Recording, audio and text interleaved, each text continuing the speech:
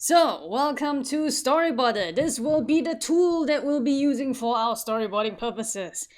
Just to clarify, there is no one set tool or software used in the film industry when it comes to storyboarding. In fact, back in the old day, people had to draw or create their own in-house proprietary software.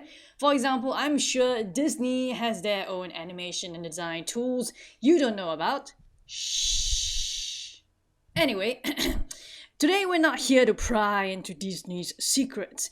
We're here for this tool called Storyboarder. Again, not officially an industry standard, but something that actually caught my attention some time ago, and after some digging, I discovered that this Storyboarder application has only been around since late 2017.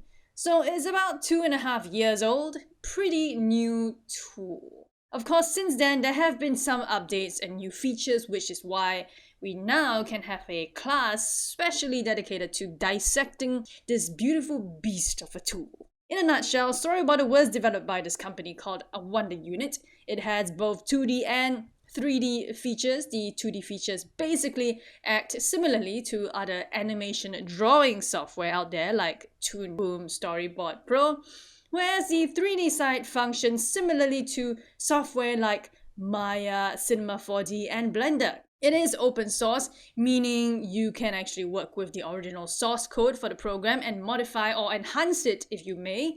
And of course, as I mentioned, Storyboarder is free, with integrations to other useful editing tools like Photoshop, for example. Okay, with that quick intro, let's download Storyboarder right now. Now, you can download Storyboarder for free on their website over here. I already downloaded it, so I'm not going to do it again, but you basically just put in your email and then, after verifying everything, download the executable file, run and install it, and you should be good to go.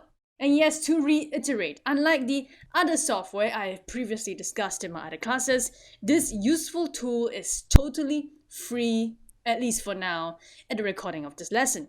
With Storyboarder installed, we can now officially start working on our very first storyboard shot.